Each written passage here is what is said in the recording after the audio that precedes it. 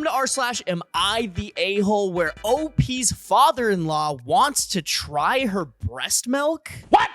What the f? And stick around for more drama-filled Am I the a-hole posts, such as OP wanting to spend $5,000 to avoid shaving her head, and OP hijacking his sister's wedding. I am sickened, but curious. Am I the a-hole for calling my father-in-law a pervert? I have a 7-month-old baby boy. I'm breastfeeding, but baby is currently weaning. I'm convinced that my father-in-law is being weird about my breastfeeding and not in a that makes me uncomfortable way. I made the baby popsicles from my boob milk a few months ago, and father-in-law put in the group chat that I'd love to try one of those with hearts as eyes emoji. I said, WTF, they're made from breast milk, and he said he didn't notice that caption. Today, I baked the baby some muffins. It's a recipe that called for a half cup of breast milk, so I made them per recipe. Father-in-law came over unannounced and said, oh, yum, someone's been baking. So I told him those muffins are for the baby. They're just fruit, flour, and breast milk. I have a normal cake we can have. I then left the room to wash my hands, came back, and one of the muffins was missing. I asked husband, and he had no idea. So I asked father-in-law, and he said he ate it. I said, that's disgusting. I told him they were the babies and contained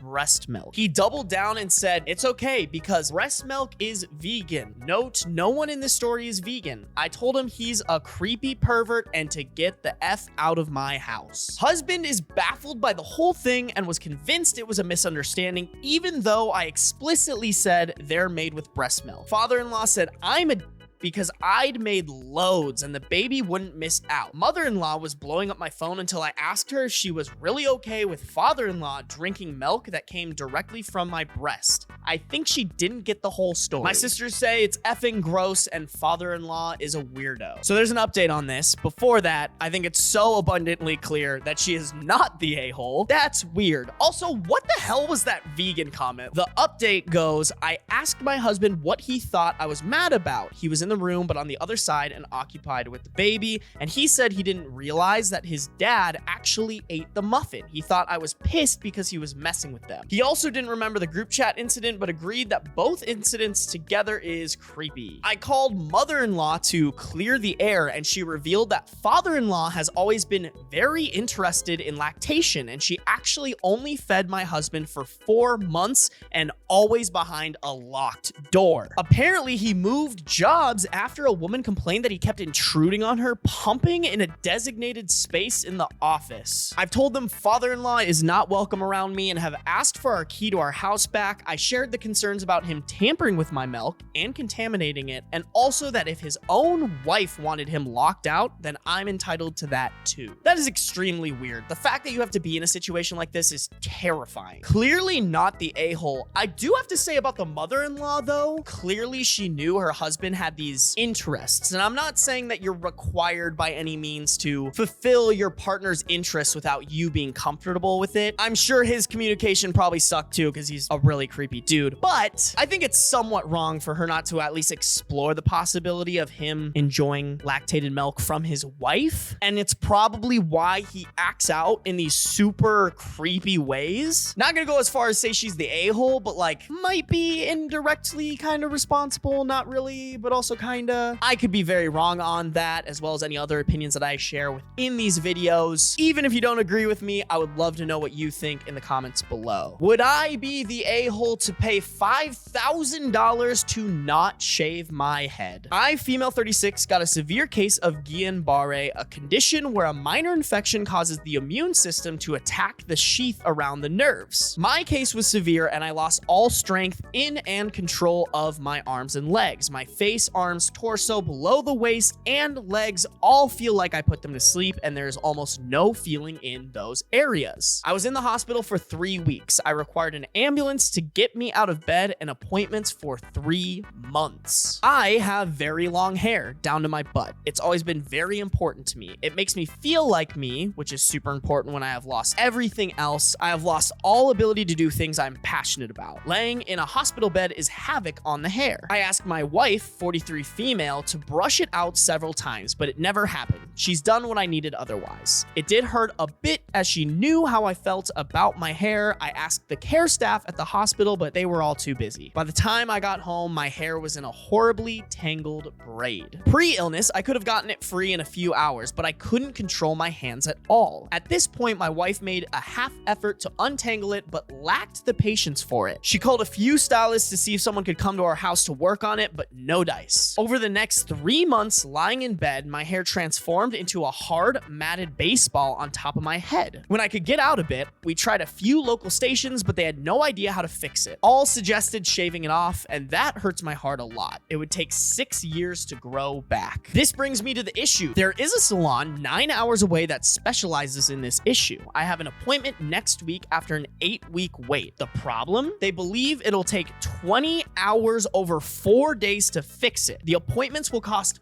$4,000, and it's another $600 at least for gas, hotel, food, and expenses. We are not rich in good times, but my wife has had to quit working to be home to care for me. My medical supplies have increased spending. It takes forever to get Medicaid to cover supplies. That is a disgusting amount of money we could really use elsewhere. If I felt like this was my fault, I wouldn't even consider spending that money. I feel like my wife could have prevented this all by just brushing my hair or having a measure of patience to detangle it when I got home. Also, she clearly hates working on my hair, and I will need someone to brush it, possibly forever. She's the only option. I know being a caregiver is hard enough. I don't want to be more of a burden. There is also a chance none of this works and I have to pay a lot of money and still lose it. I could live with a shaved head no matter how hard it would be. Tomorrow morning is my last chance to cancel and get most of my deposits back. All around, I want to say this situation sucks. My dad has actually gotten Guillain-Barré, but he got it a very minor amount. I can't even imagine if this had been the case. I definitely sympathize with OP,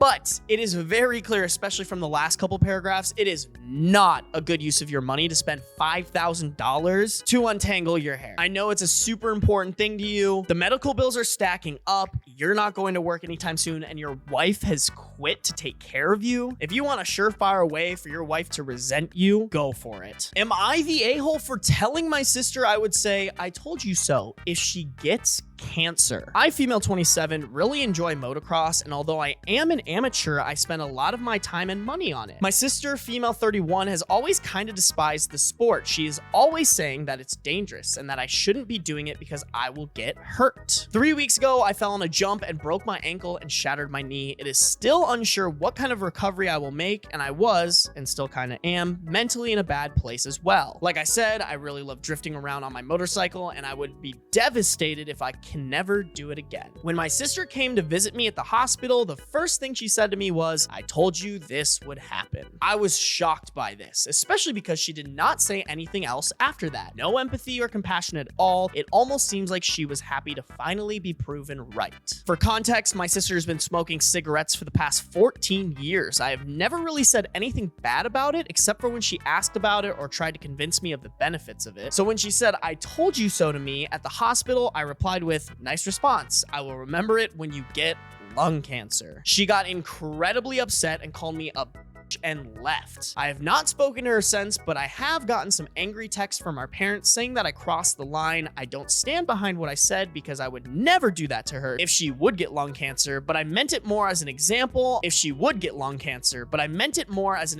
to show how insensitive her comment was. I'm honestly leaning towards everyone sucks here. Your sister is definitely an a-hole. The fact that her first reaction to you getting hurt was, "I told you so," doesn't really point to a healthy sibling relationship, in my opinion. But also, your response was an a-hole move. I get it, mentally you're not in the right place and something horrible just happened to you, but no matter how horrible it is, it doesn't mean that you should take it out on other people. Did your sister maybe deserve that response? Maybe a little bit. I don't really think that justifies you being an a-hole about it, though. Am I the a-hole for wearing my wedding ring to my sister's wedding against her wishes and hijacking her night? I, 27 male, hadn't seen my family in a few months, and we've only only had a handful of phone calls over the course of those months. It's never on purpose that I pull one of these disappearing acts, it's mostly out of habit. I've been fiercely independent for most of my life. I get easily caught up in whatever I'm doing at the time that makes it hard for me to remember to keep those not in my direct line of sight in the loop. I had been in Ireland around 8 months prior to flying in last Thursday. I was originally there to spend 2 weeks with my best friend who, thanks to the aforementioned one-track mindness I possess, I had unfortunately grown apart from within recent years. Ours was a friendship that had started since we were 14 and was one of the most important relationships in my life for over a decade, and I wanted to put more effort into it so I didn't lose it. He was spending time overseas as to reconnect with his heritage since his father's passing. I was already traveling and my stay obviously turned out to be a lot longer than 2 weeks. It also turned into us getting married. Funny how life works out. About 2 weeks before our trip to the States for my sister's wedding, I sent out a mass email to close family letting them know that me and my husband were married.